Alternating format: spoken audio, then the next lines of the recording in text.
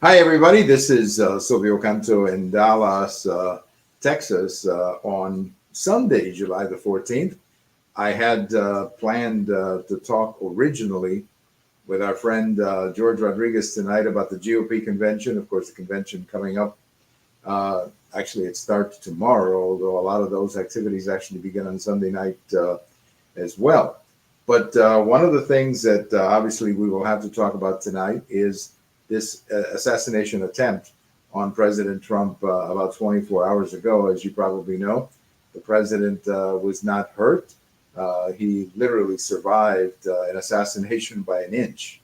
I mean, that is how incredible this is. So let me say hello to our friend George Rodriguez. George, how are you? Real good, thank you. How are you doing? Just great, just great. Let me just touch another little button here that sometimes these things come up and on the screen here that I want to make sure everything is on. Well, it's been a very consequential 24 hours to say the least. I thought tonight we would be talking more about the convention and some of the polling data and, of course, some of the VP choices. But how did you hear about the assassination attempt, George? Well, I was finishing up my show yesterday, or I had finished my show, and I was lingering at the studio when all of a sudden it came over the wire, and the gentleman that is in charge of the news immediately alerted us.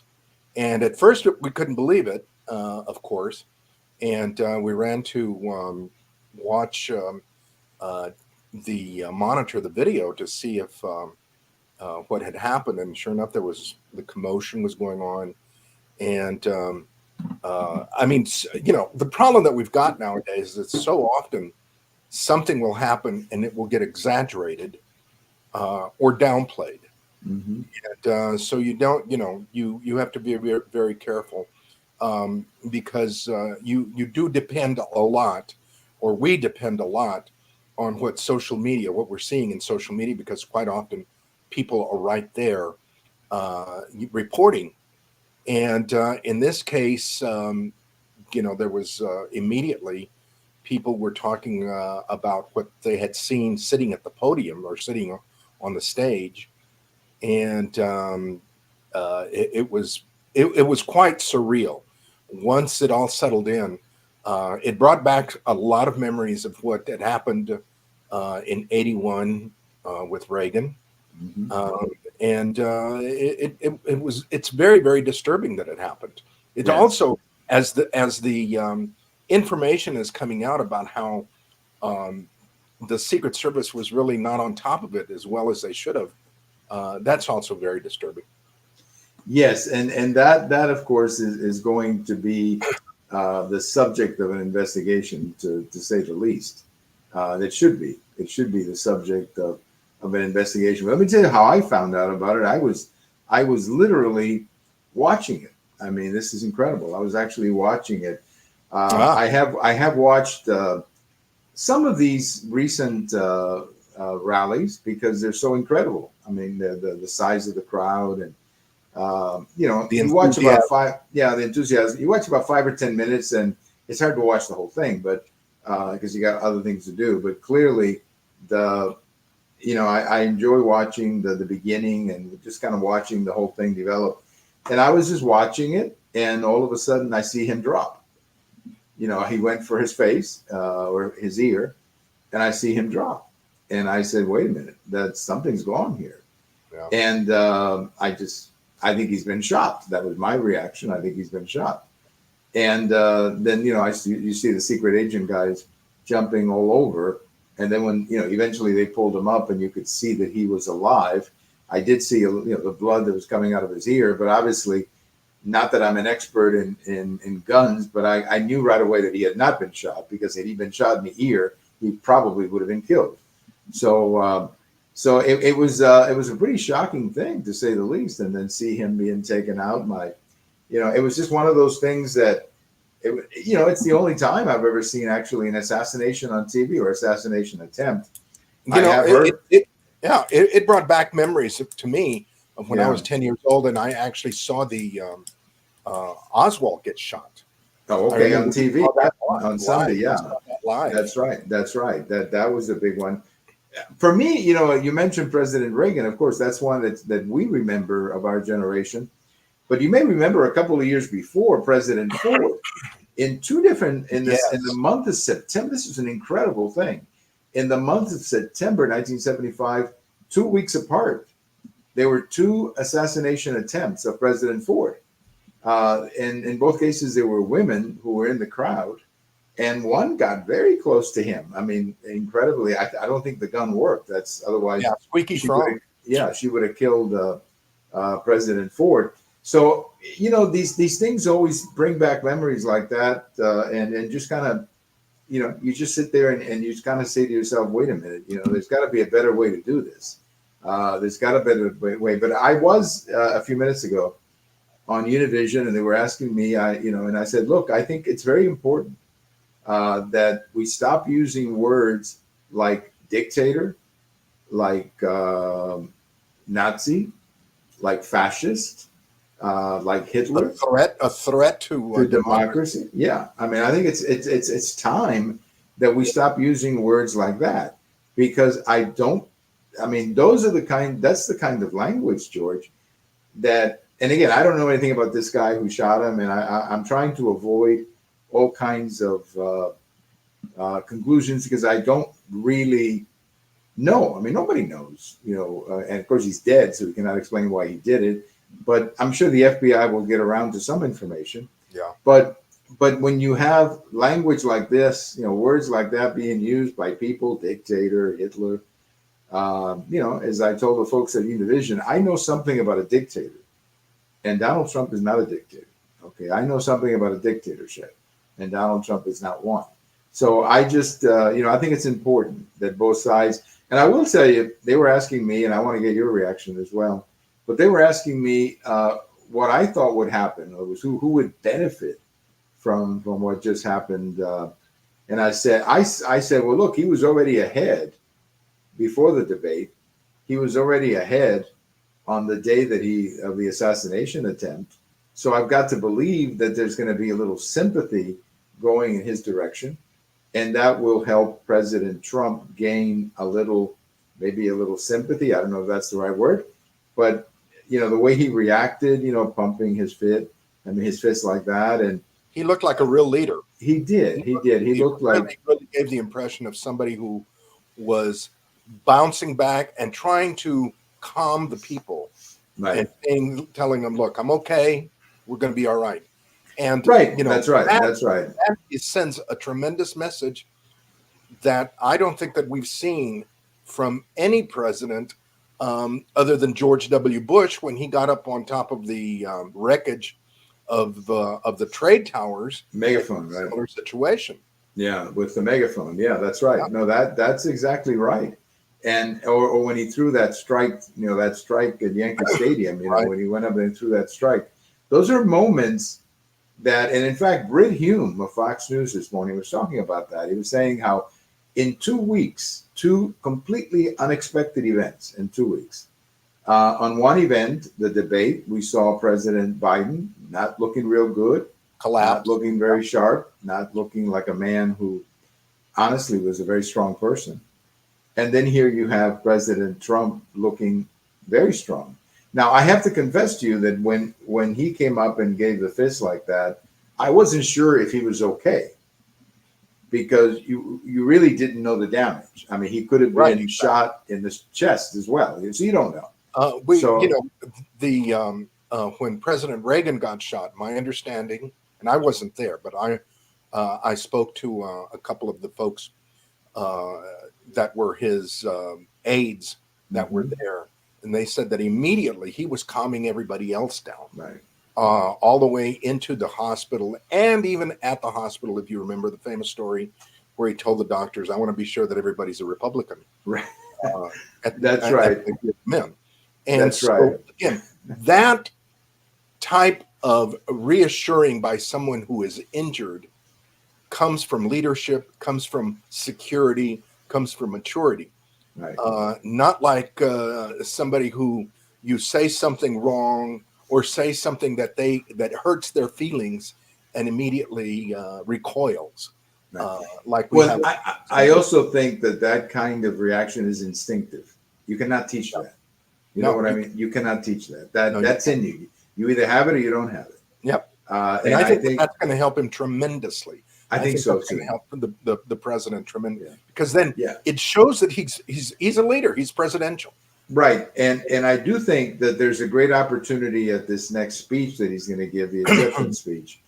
And and the speech, should focus a little bit on lowering the volume a little bit, because I do think that's a problem, George. I think the volume is too high, and I think people are using words that really don't help.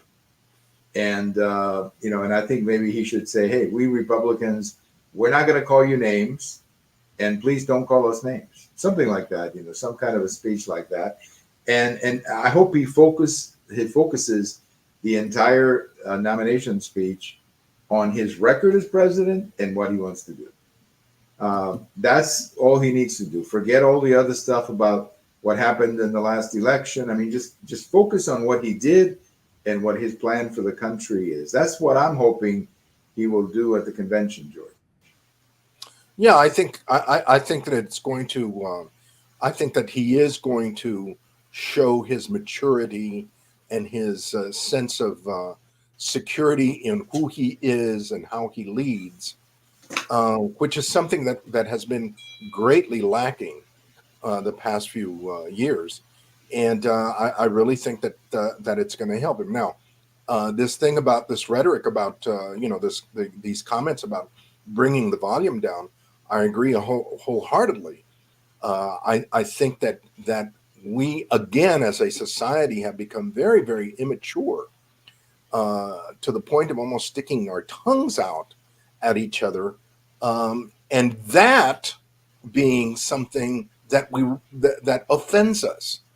I mean, when simple things offend you, then everything offends you, Right. and and the volume comes up. You Right. begin to behave like a child, Right. and I mean, we've got to show maturity in our behavior. We've got to show uh, that we can disagree without throwing blocks at each other, without Right. sticking our tongues out at each other. We've got to be a little bit more mature. I agree. I agree 100% with that. And that's why I'm hoping that, he uses this opportunity. Now, President Biden and Vice President Harris have apparently canceled a couple of their campaign stops. And they've also canceled all of the campaign commercials. And I wonder why. I wonder Well, why. I wonder what you word know, was, I wonder what word was being used in those campaign commercials that yeah, right. just doesn't sound as good now as it did before. Exactly. I think what needs to happen as far as the Democrats and Biden goes is beyond just dialing back the volume like we've been talking. I think that they have to really show that they are interested in getting to the bottom of the shooting.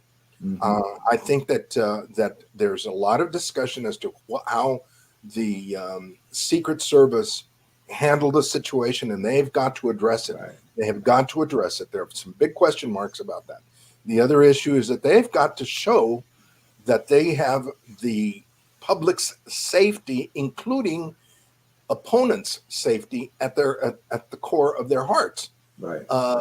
If they give any kind of indication that they are not really interested in how this investigation plays out, then they themselves are going to play into the rhetoric that questions them directly. Right.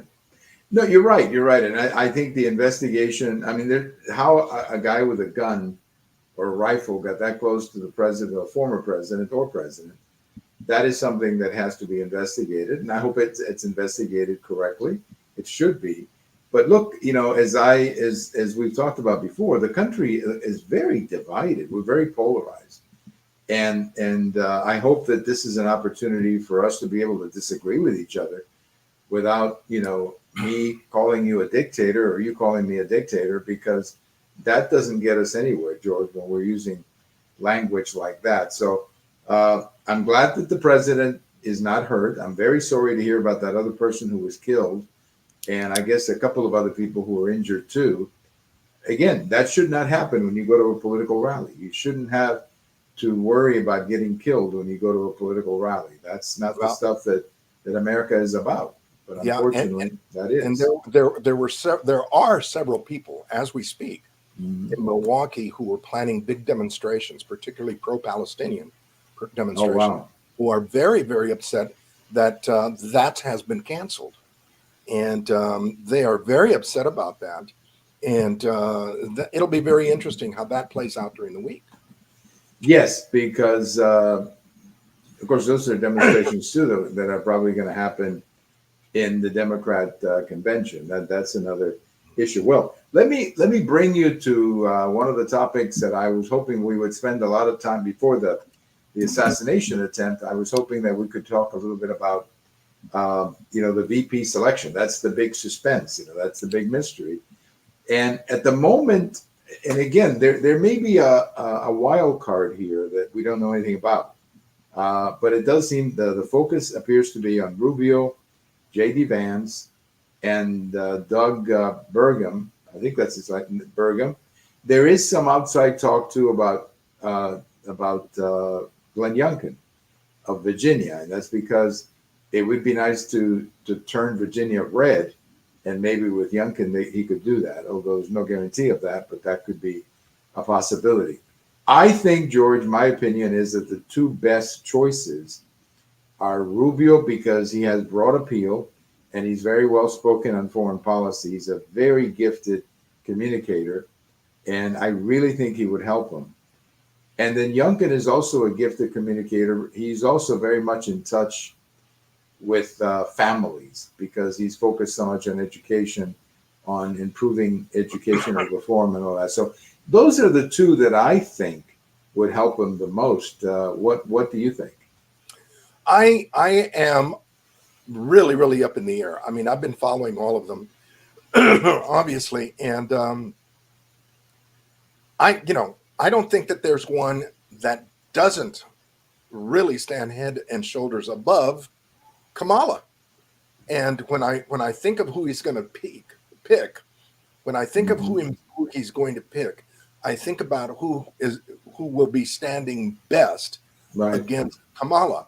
And Kamala and her supporters have already started screaming and yelling that black females, black females, black females, Mm-hmm. women of color, women of color, women of color.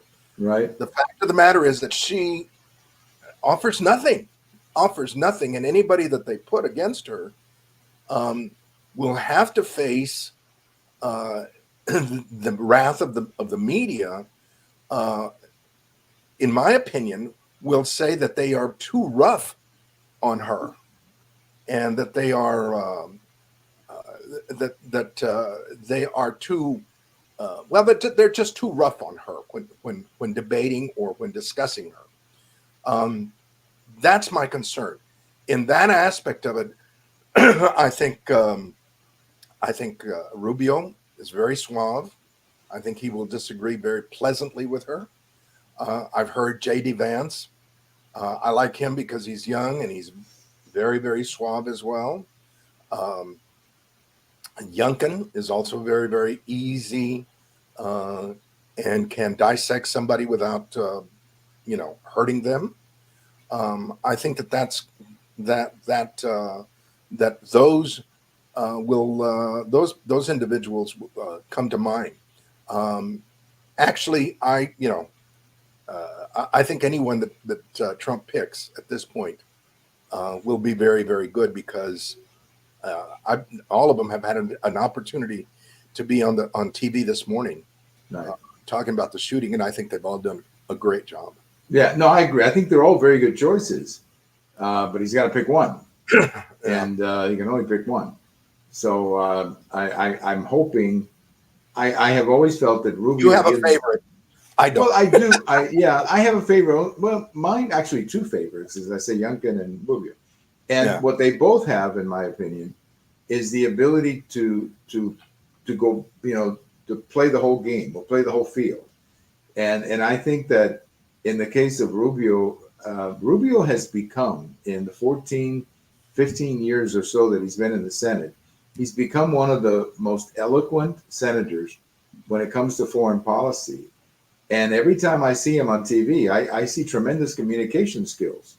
And that is extremely important. Oh, and he would be very, very good to speak to the Spanish-speaking community He would be. On the issue of immigration, which that's going to be very, very hot when Trump gets in there and starts to reverse the trend that we've had for the past 4 years. Absolutely. No, I think so. And I think he's been very well spoken. I think, as I say, Youngkin is a different kind of constituency, an important constituency, but he's been very effective in talking about school reforms. And I think he that was the big issue when he ran. But I think if we're talking about voting appeal or, voter appeal, I think Rubio probably has the broadest appeal. The governor of North Dakota, as good as he is, I don't quite understand what he brings, honestly, because he's already going to win North Dakota. And he is apparently a very successful businessman, which is a good quality, very good quality. But talking about Bergman, right? Yeah, Bergman or Bergen, or whatever his pronunciation is. I get him confused. And he is apparently, which I didn't know this, North Dakota is the second largest energy state. I didn't know that. Yeah, he brings the energy industry and a lot of money. Right. That's ready to be unleashed. That has been plugged up by the green agenda. Yeah. Now I have not seen as much of him, talk as I have the other three. So he might be wonderful and a great communicator like the other three. And so that, but the reality is, as I see it, is kind of wrapping up a little bit, is that I think Trump benefited a great deal from that debate. I think he was doing well before the assassination attempt. I think there's going to be a certain sympathy now for him, and how he delivers that speech Thursday night and the tone that he sets. He has an amazing opportunity to change the tone of this campaign, George. He really does. And I'm hoping that he takes advantage of it. I'm really hoping that we see a Trump that we have played it very, very well. He's played it very, very well since the debate. He has been very, very low key. He's let the Democrats self-destruct. And I think that he knows how to play the game now. I think he was very much a rookie. Well, I know he was very much a rookie when he went to Washington the first time. This time around, he knows how to play it. He does, and he has a lot. But again, I think Thursday night he's got this great opportunity. I mean, to be able to give a speech after what he just went through to a country that I think is just as sick and tired of all this excessive language. I mean, I think most Americans hate this. I really do, George. And I think this would be a great opportunity for him to take advantage of it and exploit it and basically tell the Democrat, the Democrats are going to have to change their advertising, already doing it, and they're going to have to bring down some of their rhetoric too. So this is a great opportunity for Trump to excel. Well, George, it'll also be very, very, let me tell you, it'll also be very, very interesting how the Democrats control their own convention, because their convention is going to be, let me tell you, for all practical purposes, I think their convention is going to be a circus. Oh, there's no question in my mind that it will be, and I don't think they can control their extremes. No, they can't. Well, and I think that's going to be a real problem. George, let's stay in touch, because I may want to do maybe another one of these toward the end of the week after the nomination speech, and then maybe take stock of the week of what happened the week as the week goes by. So we may do a couple of these quick videos during the week to talk about that. But as always, thank you so much for listening and joining us. And it's always great to have. I didn't even ask you how hot it was in San Antonio. It is very hot here. I assume it is. It's very humid. We've been having a lot of rain here. It's been real nice, but it's hot and humid. Well, here it's hot. I don't think it's humid, but it's very hot. Okay. All right, George. Thank you so much. Always great to chat with you. Thank you. Bye-bye. All right. Our good friend George Rodriguez talking a little bit about this crazy week. As I said, we had scheduled this a week or so ago to talk about the beginning of the convention, but obviously we had to change directions because of what happened to President Trump in Pennsylvania. And as I mentioned to George, I think President Trump, first of all, he survived the assassination attempt. Clearly, I mean that was incredible. I have a post over at the American Thinker today where I say, he's alive by an inch. That's literally what happened. Literally an inch. That bullet, his face is 1 inch in a different place, and he's dead. He would have been killed because a bullet to the head would have more than likely killed him on the spot. So he survives an assassination attempt. He reacts with a great deal of strength and heroism. And now he's got an incredible opportunity. He's going to have a huge audience, maybe the biggest audience that any presidential or any nominee has ever had, because people are going to be curious to see him, obviously. And he's going to have this incredible audience in Milwaukee and in the country. Millions of people are going to be watching, probably millions of people who weren't going to watch him before. So he's got a tremendous opportunity now to really give a sort of different speech. Go ahead and talk about everything you want to do. Talk about the things you did, the things you want to do, but say something about uniting the country. I think that would set the right tone at the moment. So anyway, crazy things happen in politics. Just when you think nothing's, a couple of months ago, everybody was saying, well, we know who the candidates are going to be and everything is going to be predictable. No, there's always unpredictable things in politics, always unpredictable things. The debate, and now this assassination attempt. Just things that have completely changed the politics of the whole thing. Well, thank you for listening, folks. We'll be on top of the convention as much as we can. We'll be talking about it as much as we can. We'll chat with our friend Bill Katz, the editor of Urgent Agenda. We'll talk with him tomorrow, and then during the week, we'll keep our eyes on the convention. Then, of course, Thursday night, the speech, and then, of course, who the VP is going to be. That was going to be the big story until the assassination attempt. And, of course, there will be a big story over the next 24, 48 hours. Thank you for listening. This is Silvio Canto in Dallas, and we'll talk to you later. Bye-bye, everybody.